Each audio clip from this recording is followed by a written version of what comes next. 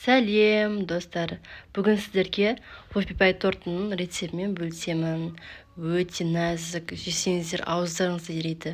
Міндетті түрде үйде жасап көріңіздер. Мен бұны күйеуім туған күніне арнап жасағамын. Бізге қажет болады 120 грамм ұн және 20 грамм какао. 15 грамм қопсытқыш қосамыз. Құрамдарды араластырамыз. Жақсылап. 4 жұмыртқа қосамыз.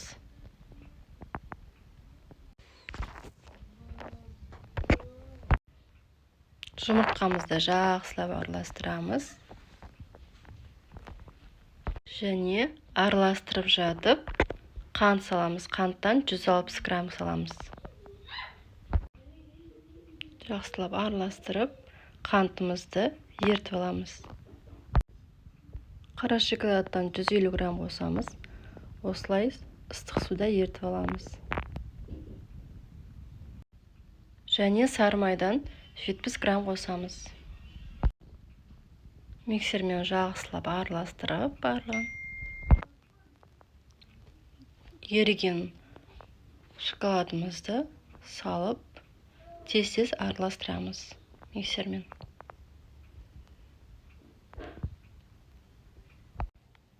Қалғанын тағы да салып, араластырамыз. Осылай етіп миксерімізбен тағы да жақсылап араластырамыз. Ұнымыздан осылай қосып, жақсылап араластырамыз. Жақсылап араластырып, мына массамыз дайын болды. Массамыз уже дайын болды. Қазір ыдысымызға салып, тез-тез пісіріп аламыз. Форманың көмегімен пергаментімізге осылай із түсіреміз.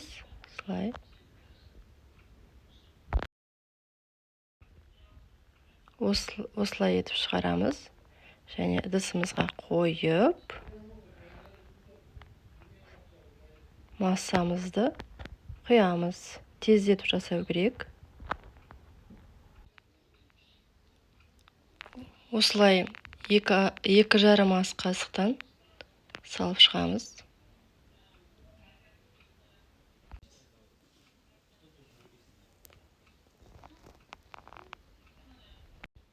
Дайын болды. 190 градуста 9 минут пісіріп аламыз.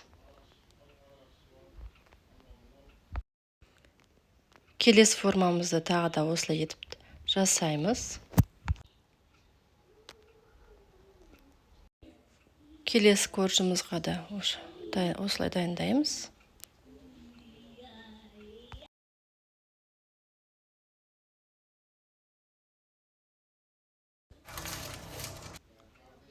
Ыдысымызға да 2,5 ас қасықтан құйып шығамыз. Коржымыз дайын. Коржымызды осылай кептіріп аламыз ыдыстың көмегімен.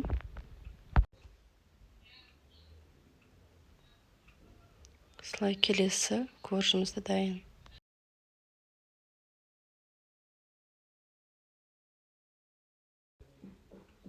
140 грамм творожный сыр қосамыз. Осылай.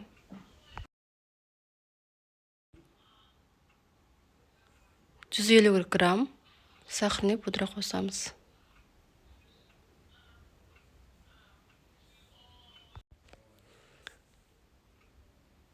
Және жақсылап араластырамыз творожный сырмен.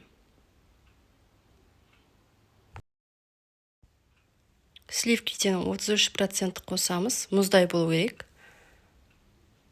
280 грамм сливки саламыз. Сливкиді салған еген жақсылап 7 минуттай араластырамыз. Қоюланған кезде мінекей осылай қоюланады. 350 грамм маскарпоне қосамыз.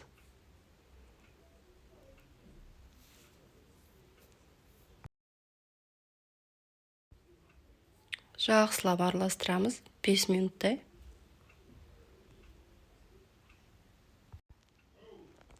Массамыз уже дайын болды.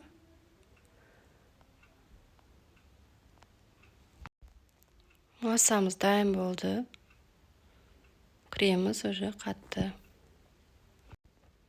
Кондитерлік мешогымызға осылай саламыз.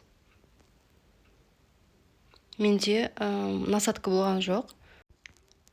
Мен мешоктың басын қиып алдым қайшымен.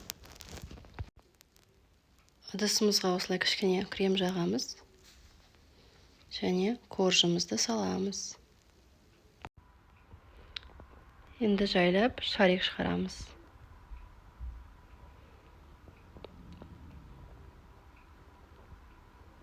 Осылай етіп. Менде насадка болмағандықтан, менде шарикте кішкене болып шықты.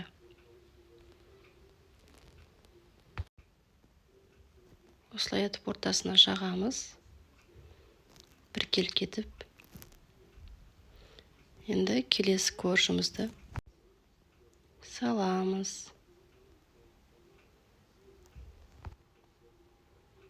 Тағы да шарик шығарып жағып аламыз.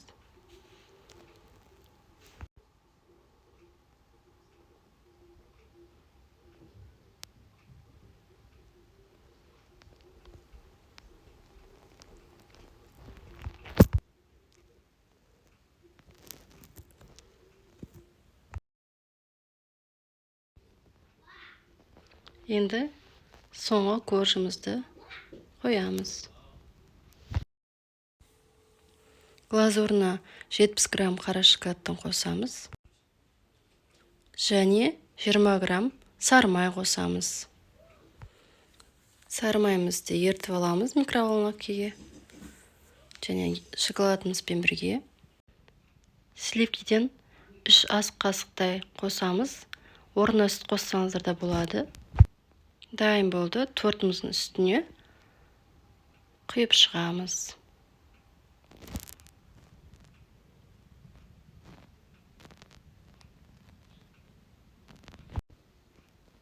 Жанына осылай жағып шығамыз. Шоколадты.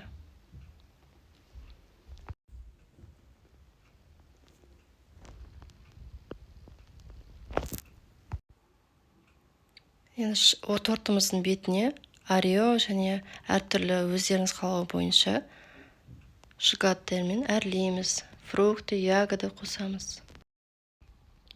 Күйеуімнің туған күніне арнап жасағандықтан осылай бетіне жазып шығамын. Бұл бетіндегі кремнің қалғаны. Енді қалған жерінен әртүрлі шоколадтермен және ягодалармен қойып шығамыз ягодалардан. Арасына келіп қызым да көмектеседі. Көрсеңіздер болады қолын. Тортымыз дайын. Өте керемет, нәзік, дәмді тортымыз дайын. Егер менің рецептім сіздерге ұнаса, комментария жазып, лайк басыңыздар. Рахмет. Ас болсын, міндетті түрде жасап көріңіздер.